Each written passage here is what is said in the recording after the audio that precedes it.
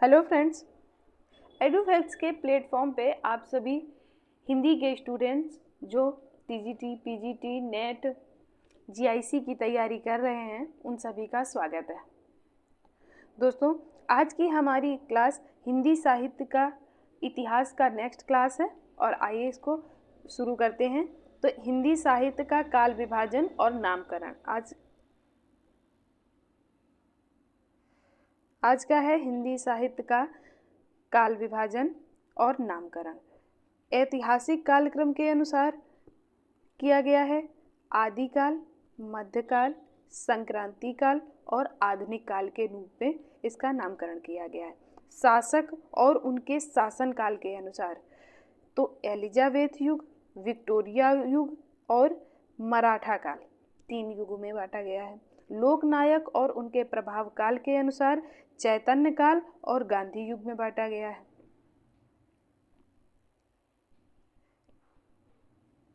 साहित्य नेता के प्रभाव परिधि के आधार पर रविंद्र युग और भारतेंदु युग में बांटा गया है।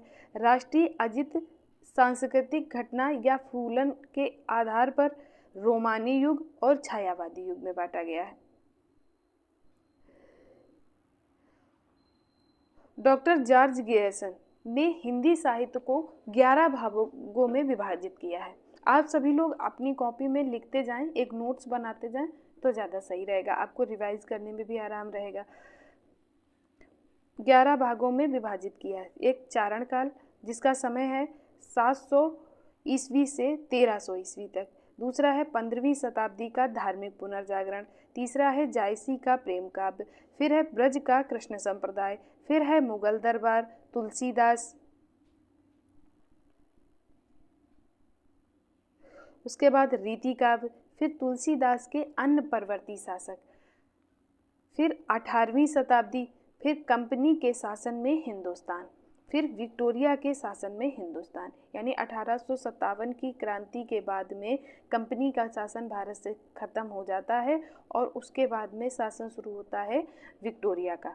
तो विक्टोरिया के शासन में हिंदुस्तान के में साहित्य का कौन सा रूप था, क्या था, उसका वर्णन किया गया है। उसके बाद में मिस्र बंधुओं ने 5 भागों में विभाजित किया है। प्रारंभिक काल जो 700 विक्रम संवत से 1444 विक्रम संवत तक चला। दूसरा है माध्यमिक काल जो 1445 से 1680 विक्रम संवत तक चला। फिर तीसरा है अलंकृत काल जो 1681 से 1889 विक्रम संवत तक चला। फिर है परिवर्तन काल जो 1890 से 1925 विक्रम संवत तक चला। फिर है वर्तमान काल जो 1926 से अभी तक चल रहा है। इसमें ये याद रखना है कि कौन सा ईस्वी में दिया गया है, कौन सा संवत में दिया गया है, कौन सा विक्रम संवत में दिया गया है।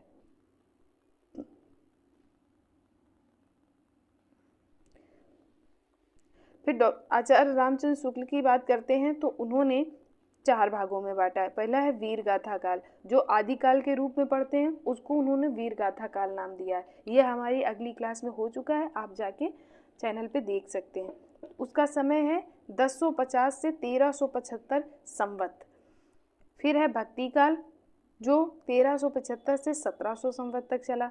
फिर है रीति काल जो 1700 से 1900 संवत तक चला। और फिर है गद्यकाल 1900 से 1984 संवत तक चला। और इसी गद्यकाल में फिर इसको बांटा गया है। तो इसमें पहले है अंधकाल 1900 से 1925। फिर है प्रथम उत्थान काल 1925 से 1950।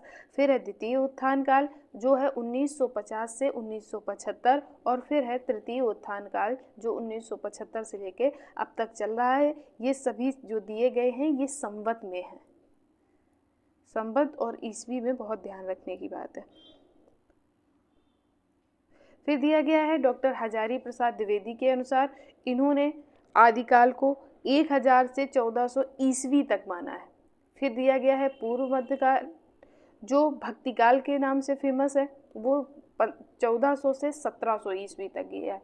फिर उत्तर मध्यकाल जो रीतिकाल के रूप में हम लोग पढ़ते हैं वो दिया गया है 1700 से 1900 ईस्वी तक। उसके बाद में आधुनिक काल को आधुनिक काल ही पढ़ते हैं जो 1900 से अब तक चल रहा है। इसी में पढ़ेंगे हम भारतेंदु युग और छायावाद युग, द्विवेदी युग, नई कविता, प्रयोगवाद, ये सब आधुनिक युग के अंदर में पढ़ेंगे। उसके बाद डॉक्टर राम कुमार वर्मा ने दिया है संधिकाल। उन्होंने संधिकाल दिया है संवत 1700 से 1000 ईस्वी, और फिर ये सब ईस्वी में है, ये सब ईस्वी में चलेंगे। फिर चारणकाल 1000 संवत से 1375 संवत तक। फिर भक्ति काल है जो संवत 1375 से 1700 तक है। फिर रीति काल है जो संवत 1700 से 19 है। फिर आधुनिक काल है जो 1900 से अब तक चल रहा है। उसके बाद डॉक्टर गणपति चंद्र गुप्त का आता है। गणपति चंद्र गुप्त ने आदिकाल को 1184 से 1350 तक माना है। सन 1184 से 1350 तक का समय इन्होंने आदिकाल का माना है। उसके बाद पूर्व मध्यकाल, जिसको भक्ति काल के रूप में हम लोग पढ़ते हैं, उसका समय इन्होंने 1350 से 1600 तक माना है। इसके बाद उत्तर मध्यकाल आता है जो हम लोग रीतिकाल के नाम से पढ़ते हैं, वो है सन 1600 से 1857 तक इन्होंने माना है। और 1857 में ही भारतेंदु जी का जन्म हुआ था और तभी से आधुनिक काल माना जाता है, और वही इन्होंने आधुनिक काल को 1857 से माना है, जो अभी तक की रचनाओं में आधुनिक काल ही चल रहा है। इसके बाद आता है बाबू श्याम सुंदर दास। बाबू श्याम सुंदर दास ने आदिकाल को वीर गाथा युग नाम दिया।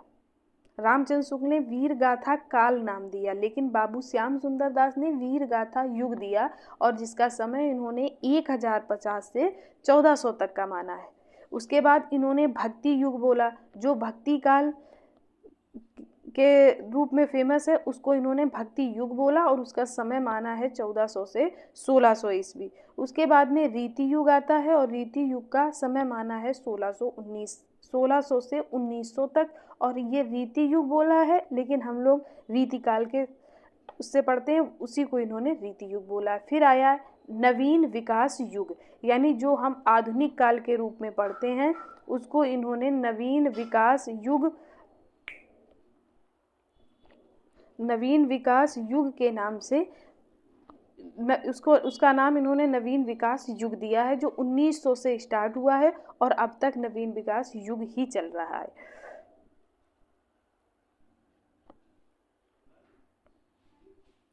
फिर आता है डॉक्टर बच्चन सिंह। डॉक्टर बच्चन सिंह ने अपभ्रंश काल, भक्ति काल, रीति काल और आधुनिक काल नाम दिया। इन्होंने भक्ति काल का समय दिया 1400 से 1650 ईस्वी, रीति काल का समय दिया 1650 से 1857 ईस्वी, और आधुनिक काल का समय दिया है 1857 से अब तक। ज़्यादातर जो साहित्यकार हैं उन्होंने 1857 से ही आधुनिक काल को माना है, क्योंकि माना जाता है कि जब से भारतेंदु जी का जन्म हुआ है, आधुनिक काल तभी से माना जाता है। उसके बाद डॉक्टर नगेंद्र आते हैं।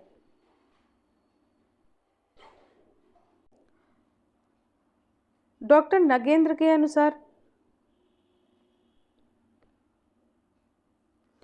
डॉक्टर नगेंद्र ने आदिकाल, भक्ति काल और रीति काल और आधुनिक काल नाम तो वही दिए। आदि जो डॉक्टर हजारी प्रसाद द्विवेदी ने बोला है कि आदिकाल, भक्ति काल, रीति काल और आधुनिक काल, लेकिन इन्होंने समय में परिवर्तन कर दिया। इन्होंने 7वीं सदी के मध्य से 14वीं सदी के मध्य तक का समय बताया। भक्ति काल का 14वीं सदी के मध्य से 17वीं सदी के मध्य तक बताया, और रीति काल का समय 17वीं सदी के मध्य से 19वीं सदी के मध्य तक बताया, और आधुनिक काल का समय 19वीं सदी से अब तक का बताया।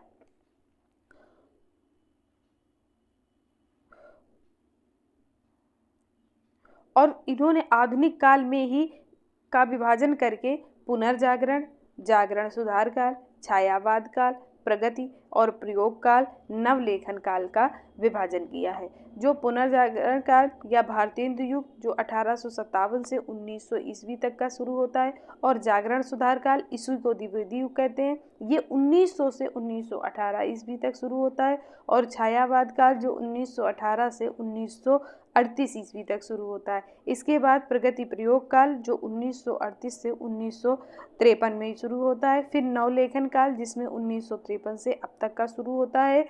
इस नवलेखन में ही साठोत्तरी कविता और समानांतर कविता को पढ़ते हैं नवलेखन काल में।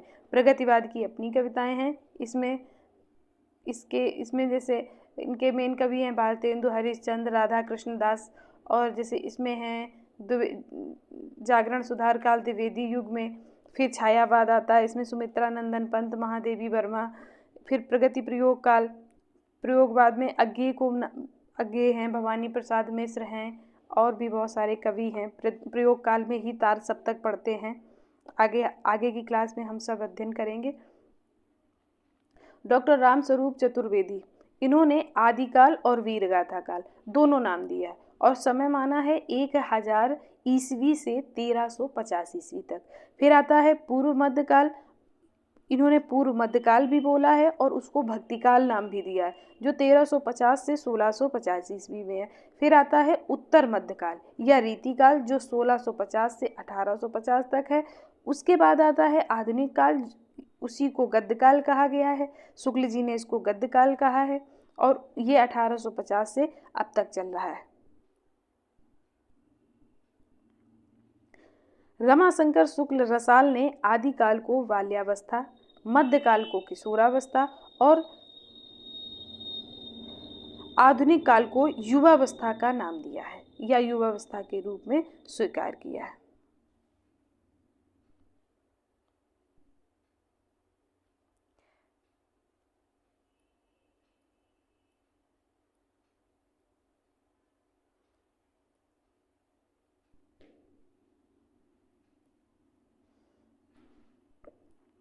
वैसे तो मेन जो है इसमें वो है ग्रियर्सन वाला, इसको आप मस्ट बी नोट कर लेना और नोट करने के बाद में लर्न कर लेना। इससे सीधे सीधे क्वेश्चन पूछे जाते हैं।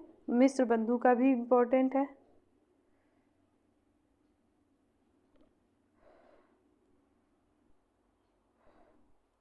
शुक्ल जी का तो वेरी कितने भी वेरी लगा लो।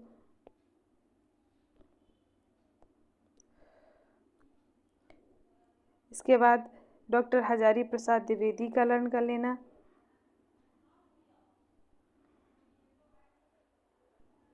राम कुमार वर्मा का भी। इम्पोर्टेंट वाले तो आपको छोड़ने ही नहीं है किसी हाल में।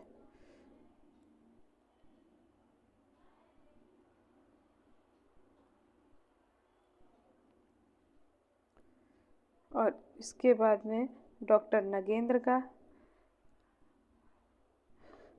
और डॉक्टर नगेंद्र ने ही छायावाद, भारतेंदु युग, छायावाद युग, जागरण सुधार काल, ये प्रगति प्रयोगवाद, नवलेखन, ये सब इनकी ही पुस्तक में मिलते हैं, तो इनको भी बिल्कुल मस्ट भी लर्न कर लेना है। ये हमारी आज की क्लास थी दोस्तों।